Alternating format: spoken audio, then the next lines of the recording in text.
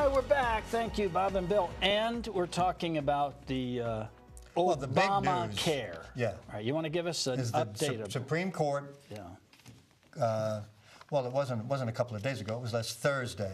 Last Thursday. Came out with their opinion on the Patient Protection and Affordable Care Act. Mm-hmm. And it shocked everybody. I think the news leaked out somehow that Chief Justice Roberts was going to write the opinion, so everybody said, it's over. Yeah. And you told me that Fox News had headlines ready to blast that it had been overturned. Well, it was actually on, as was CNN. They both of the networks on either side of the political spectrum, right and left, they had it flashed up on the screen. Both of them had the same erroneous conclusion on the screen because they wanted to be first, even though it was first with exactly the wrong news. Both of them, Fox for being first. and CNN. Oh, that's what they wanted. They wanted, we got it up first, we got it up first, we got it first and we're wrong. Well, help me describe basically what happened. Most of the act was upheld. The individual mandate was upheld. Yes. The way it was upheld is very, very interesting. But the part that was not upheld was this provision. The Medicaid is a state-federal partnership. Medicaid basically provides medical services to poor people. And the states pay some, and the federal government pays some, and the states get to set some of the parameters. Well, the federal government was going to increase Medicaid coverage to 133% of the poverty line. And the states had to contribute to that, and the federal government was going to send a lot of money down. But if they didn't, then the federal government was going to pull all their Medicaid money, and of course the citizens of those states would still have to send their tax money up to fund Medicaid in other states. Now that, the Supreme Court said, was wrong. They can't do that. They can't use that punitive part of it. So the states now have the option of saying no. Governor Scott said on behalf of Florida that's what he wants to do. Looks like Texas is heading toward no. Well, Mississippi's going to be a no. They can't afford it. So the central thing about the act was to provide more coverage for low-income people.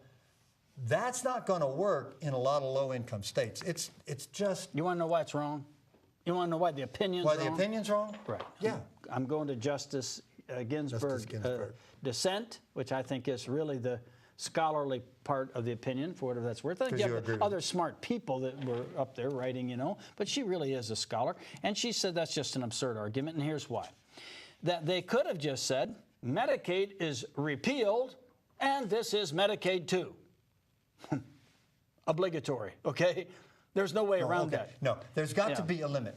In this federal system, the federal government is allowed to partner with states to do certain things. The federal government can't run its whole program of running everything just with the enormous federal government. They've already filled up Washington. But you know what? They could do that. No, they couldn't. On Medicaid, they absolutely could have. It could have been a 100% federal program if they wanted it. Oh, yeah, if they wanted it. If they wanted it, but they made it. It could have been a 100% federal program. Right. But to coerce the state, to invite the states to participate is one thing. To coerce the states is to destroy federalism. And I agree with that part of the opinion.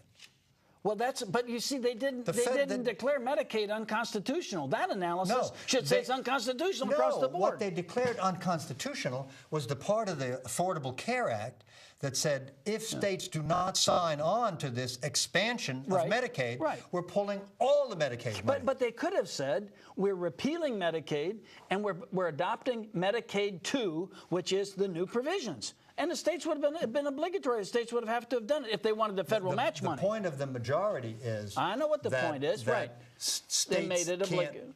Yeah. At some point, it becomes coercion. At some point, it becomes overreaching. The federal government has done this for years. You have to raise your drinking age to 21, or else we'll pull all the highway money. That's it. And they get closer and closer. So by the means of taking your money up there and giving it back only if, we become more and more a unitary government. This is supposedly a federal system where the states have some control. Well, on those 2 points, they could have said Medicaid will be a federal program. That's it. The states are not involved anymore. We're going to set the criteria. They could have done that. There was one other thing they added, by the way, in the revision of the Medicaid was this. that if you were under 65 and you met the poverty level, then you would be included in the Medicaid population. Anybody. See, that's not true now. Now it's unwed mothers. There's a category of people. Oh, that's right. And that's right. So they added a new person. The idea was this, that if the states, and by the way, the federal government offered all of the money, for several years, right? And then the most they're ever going to pay is 90%, all right? The most the states pay now is 85%. So in the end, they were going to be better off. Yes, it would be more money, but a huge portion of the states needy would be covered, okay? But the point of this is, whether you like it, whether it's good or bad, it's that level of coercion. We're pulling money from something else. It clearly is. It's clearly that level of coercion. And I think that's wrong. Back to the health care bill. The government, the United States government, could have said, we're going to have a national single-payer system.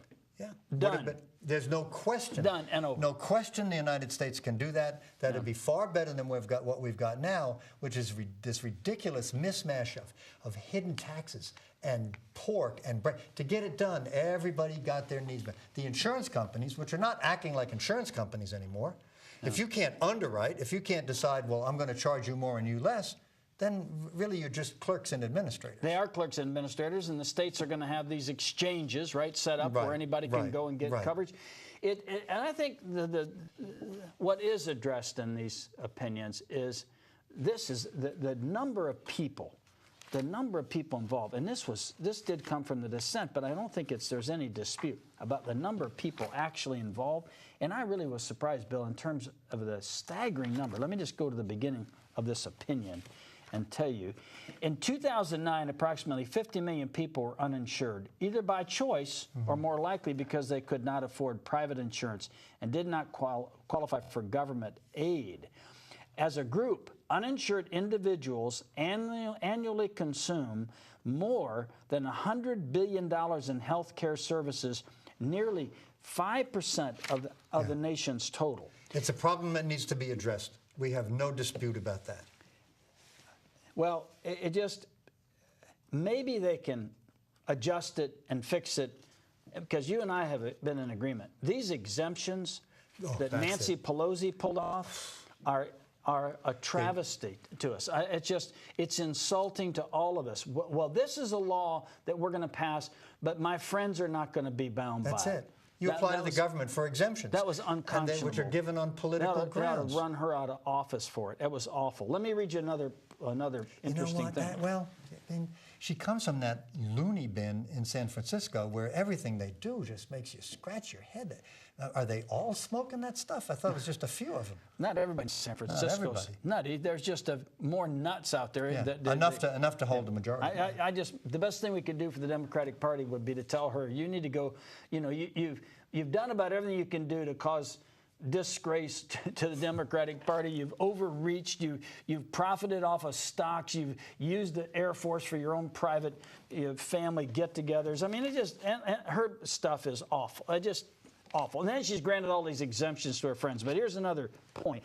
Collectively, Americans spent, listen to this. This is astounding to me, $2.5 trillion on health care in 2009, accounting for 17.6% of the nation's GDP. Economy. Amazing. We spend more than other nations and have worse outcomes. Now, and within the next decade, it is anticipated spending on health care will nearly double. Yeah. Holy it's a crisis. Smokes. Yeah.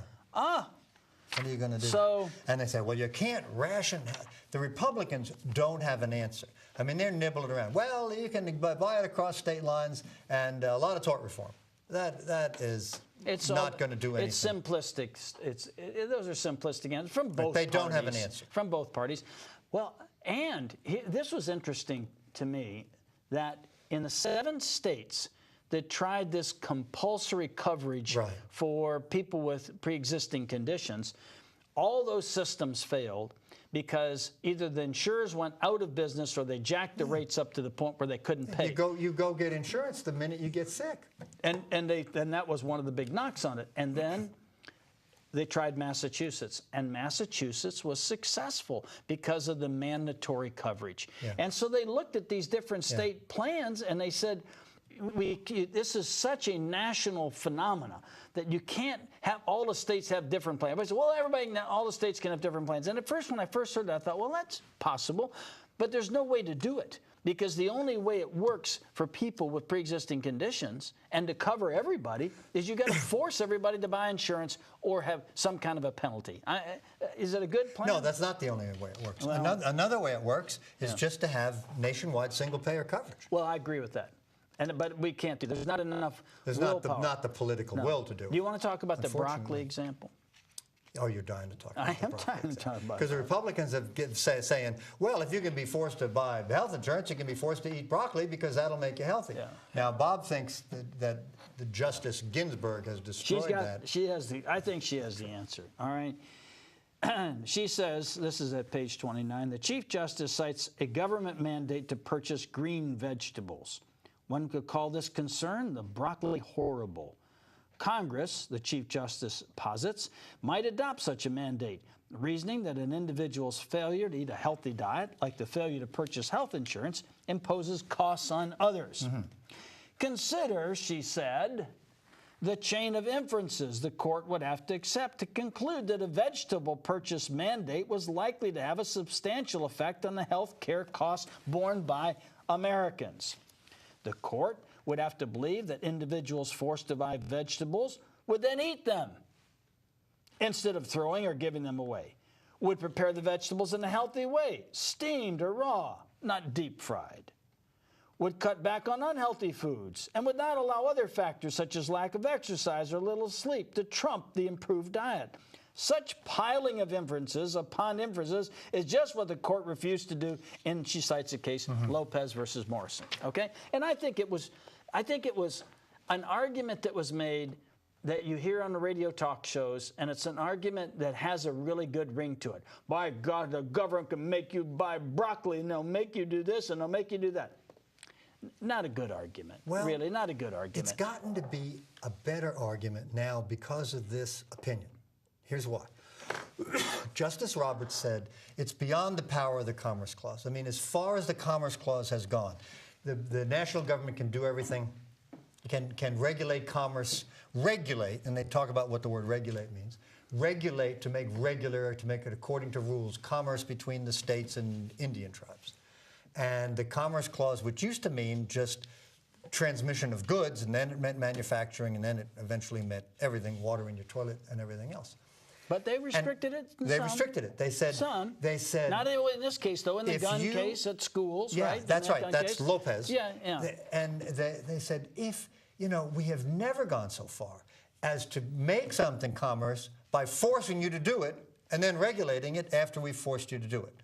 That's a pretty good argument. So the Roberts Court and the people who lined up with him said you cannot do it under the Commerce Clause. So he said, then you need to go to their second argument, which is it's a tax. Let's talk about the Commerce Clause just quickly. Okay. Because Ginsburg says that this is not regulating inactivity, because the individual is going to be in the healthcare system.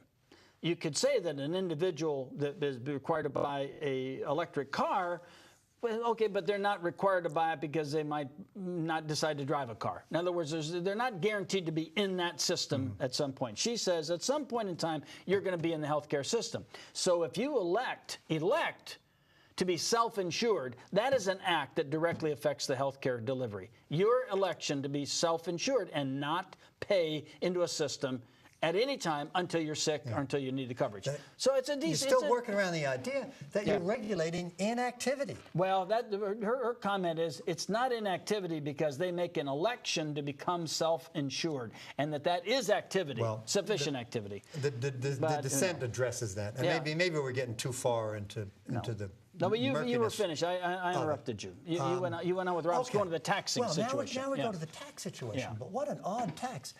You can have direct taxes, and there's some stuff in the Constitution about direct taxes. There are income taxes, which are based on income, and then excise taxes based on a product.